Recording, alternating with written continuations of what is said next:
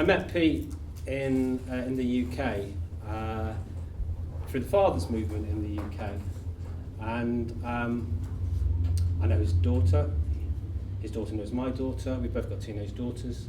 We've hung out a bit.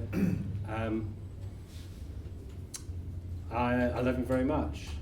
I think he's an extraordinary man, an extraordinary father, and in this work we do, it can be quite difficult at times.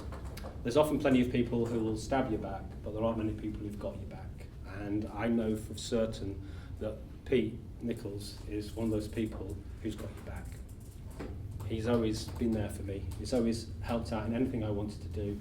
When he lives in Sydney now, and when I came over here, he gave me such a welcome, and I'm riding around on a stupid bike with a stupid helmet because he gave it to me, because nothing's too much for Pete. Anything he can do to make me look stupid and support me, he'll do.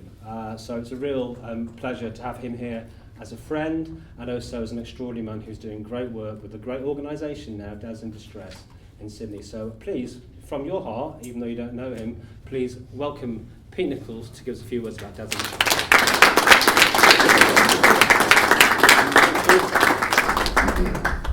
Bloody hell, what an introduction.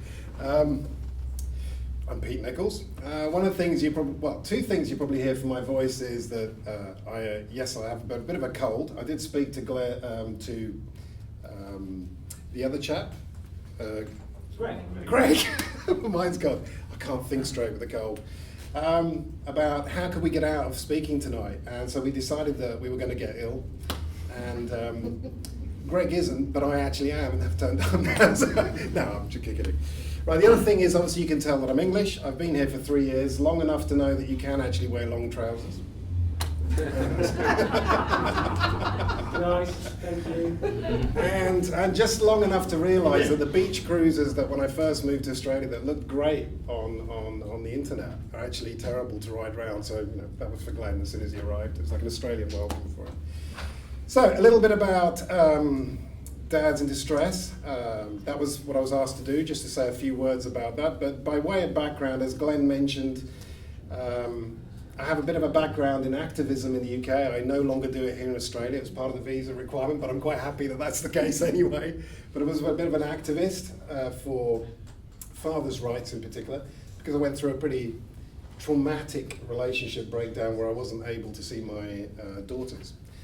Cut a long story short, after a little bit of time in activism, I did actually get access to my daughter, and she now lives with me full time, and we're very happy. And she has a great relationship with her mum as well, which is something I'm very happy about. But it took 12 years to get there. Somewhere along that journey, I bumped into Glenn, and the Church of Glenn sucked me in. And it turned me from being an activist into someone that actually started thinking about how do you do constructive things to help people who are going through that trauma. And so, cut a long story short, ended up in Australia 3 years ago, approached Dads in Distress. I heard some really good things about them. In fact, I should just say that Dads in Distress is the name that a lot of people know us by, but actually we also have a second part of the organisation, which is Mums in Distress.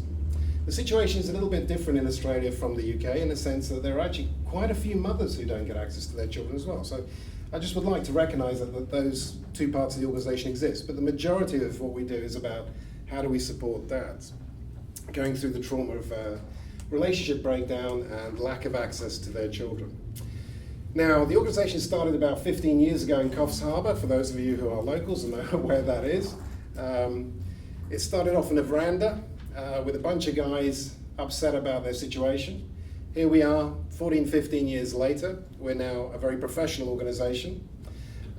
We run about 15 groups across Australia where we get together once a week, where dads, or for that matter mums, for the Mums in Distress groups, can turn up free of charge. And they can be listened to. They can just observe what other people have gone through and learn from their peers. They can contribute their situation or talk about their situation. And typically in the first half, we share our stories. We take it in turn. We then in the second half get together and we'll pick on a particular subject that's emerged from the first half. And then we'll narrow down and focus in on how do you handle that particular situation. So examples might be, how do I handle the fact that I'm so angry? How do I handle the fact that I can't I can't deal with the costs. I'm feeling suicidal. Whatever it happens to be that emerges that particular week in that group. And we'll narrow down and focus on it quite heavily. The groups have become very professional now. So we have a network where we have facilitators in each of those groups. We have people behind them. It's quite a traumatic thing to do, to actually be a facilitator and in fact there's at least a couple in the room I can see tonight from the Sydney groups. But it's quite a traumatic and difficult job to do yourself. So, one of the things that we always risk is something called vicarious trauma. If you are listening to 20, 30 stories a week of somebody saying, I'm suicidal, I can't cope anymore, I'm being accused of things which are horrific, I'm being accused of child sexual abuse just to stop me seeing my kid, and this has been going on for months or years even. It can itself be quite traumatic. Oh, 1 minute, okay. My danger is I could talk for 3 hours on this, so I have to try and keep it to 5 minutes. Unfortunately, I know that. So you're safe. Okay, so listen, just a quick one to say, thank you very much for coming along tonight. I think we've achieved something if you know that we exist, and look out for us. If you know dads, or for that matter mums, who are in distress, they're going through a relationship breakdown, they're struggling to see their kids, get them to pick up the phone, get them to look at the internet.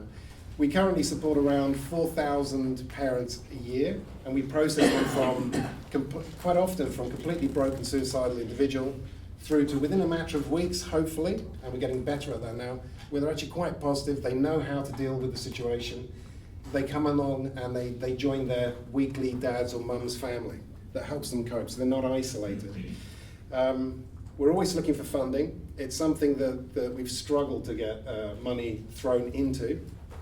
There's a little bit of a politics in there because all right, you're begging now. Come on. Yeah. All right. So listen, thank you very much for coming along. I will probably be taking my DIDS hat off later and speaking from a personal perspective on the questions and answers, but I'll probably leave it at there because I could talk for hours about it. So thank you very much for coming along tonight.